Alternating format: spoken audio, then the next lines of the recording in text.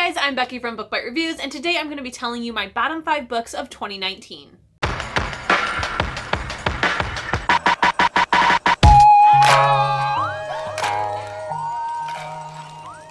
Yes, it is that time of year for me to finally share my best and my not so best reads of 2019. Today I will only be talking about my bottom 5.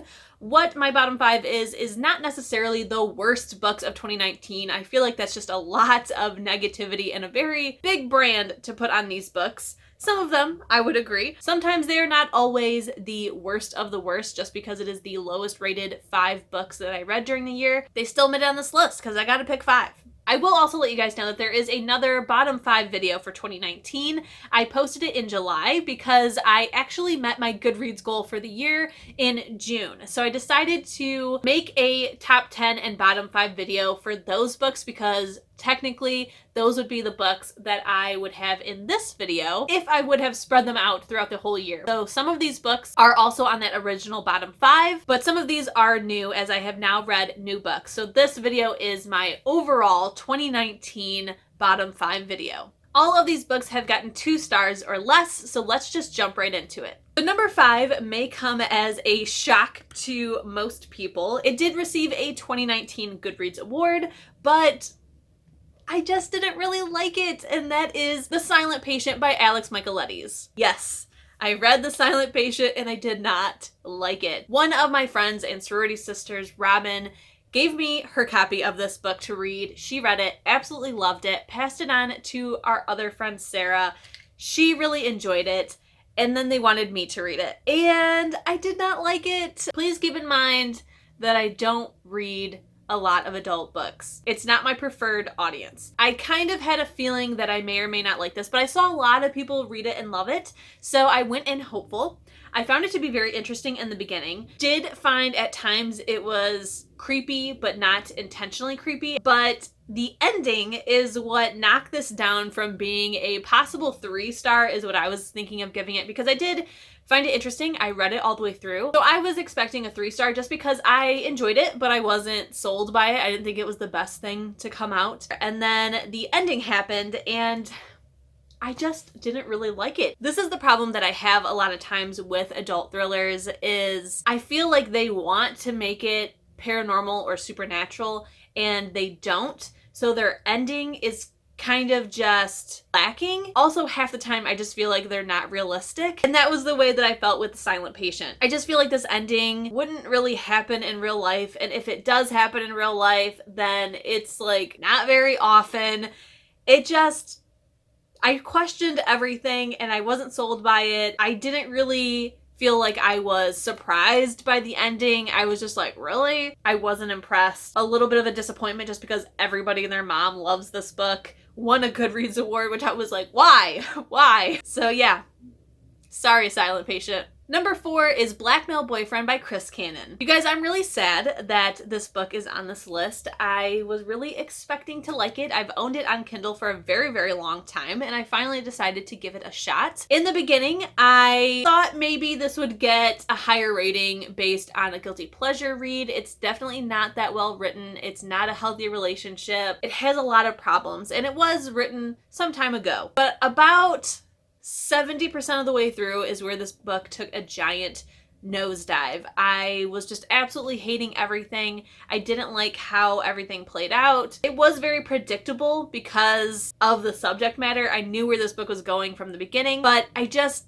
didn't like how the ending turned out. It started out very feminist and girl empowering, and then by the end it went the complete opposite way, and I did not appreciate it whatsoever. I feel like subconsciously I knew it was going to do that because I was reading all the way through until 70% and then I put it down and didn't want to pick it up, and I didn't know why. I just thought maybe I was just getting a little bit disappointed because it wasn't turning out the way that I thought it was. I thought that it would get at least a 3 or 4 star just based on enjoying the book for the book's sake. After reading the last 30%, I feel like I just had a feeling that something awful was going to happen with this book, and that is what happened. It was probably a 3-star book up until 70% of the way through, and then it just went really, really sideways and bad. Coming in at number 3 is Under the Moon by Lauren Myracle. So this is a teen graphic novel, and it is a retelling or background story for Catwoman, or in this case, Catgirl. Now, I am not a big superhero fan,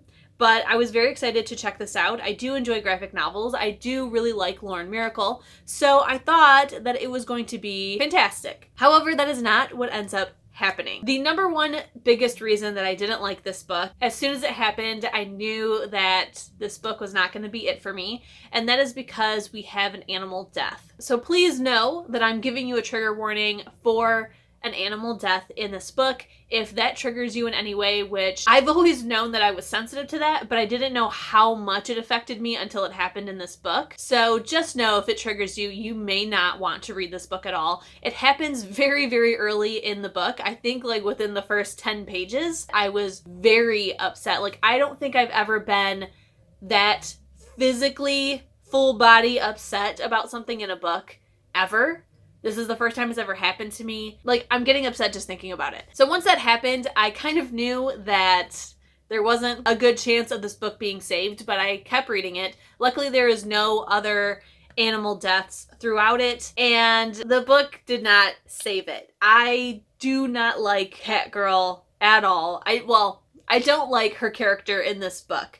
I found that she was very, very self-centered and whiny, and I just liked nothing about her. At one point, she is even talking about how no one knows what's going on with her in her personal life outside of school, and that she knows that they can't read her mind, but she wishes that they would make more of an effort to make sure she's okay. On one hand, I do understand where she's coming from. I'm not saying that she's wrong in any way, but on the other hand, I just don't like that she recognized that it's impossible for anyone to know what's going on without her saying something, because people talked to her. She had friends, but she wouldn't tell them that anything was wrong. And to put the blame on other people is another trigger for me. So this book it was just a bad idea completely. And I did not like it at all. It's definitely not something that I would ever recommend somebody to read. I was very, very upset about it. But I am not letting this affect the way that I think about Lauren Myracle. I will definitely still read Lauren Myracle books. I just did not like this one, and I'm honestly not sure how much influence the author has on these DC superhero retellings.